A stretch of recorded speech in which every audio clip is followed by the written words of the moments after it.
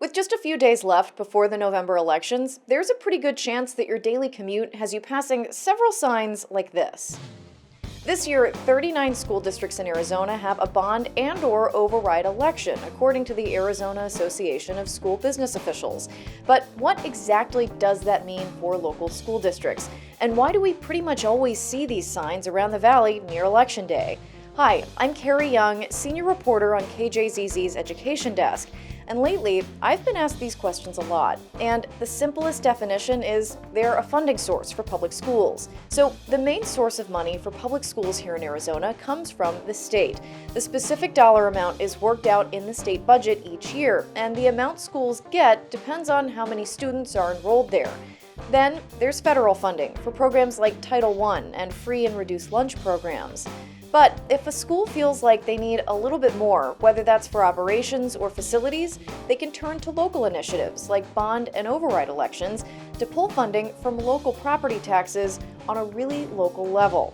Now, overrides can come in several different forms. The most common is for maintenance and operations, meaning it would go to pay for things like teacher salaries and supplies. Capital overrides, as the name implies, is for school capital, like vehicles and other larger equipment. And generally, overrides are capped at a level that's about 15% above a school's budget. They're good for a term of 7 years, though most schools will go to voters every 4 or 5 years to make sure funding levels stay consistent, because the money starts to taper off around that 4 or 5 year point. Bonds, on the other hand, buy bigger things for schools, like new buildings or major building improvements and even buses.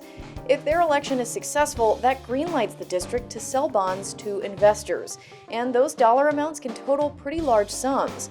This year, Kyrene Elementary, Phoenix Union, Tolleson Union, and Tucson Unified have bond questions that are over $100 million each. Now, many school districts I've talked to say bonds and overrides are becoming necessary just to make ends meet, especially since the school funding formula from the state was reduced after the recession. But statewide, there are concerns about equity when schools rely on initiatives like these because not all districts can pass them. Want to hear more Arizona education stories? Check out our website, education.kjzz.org.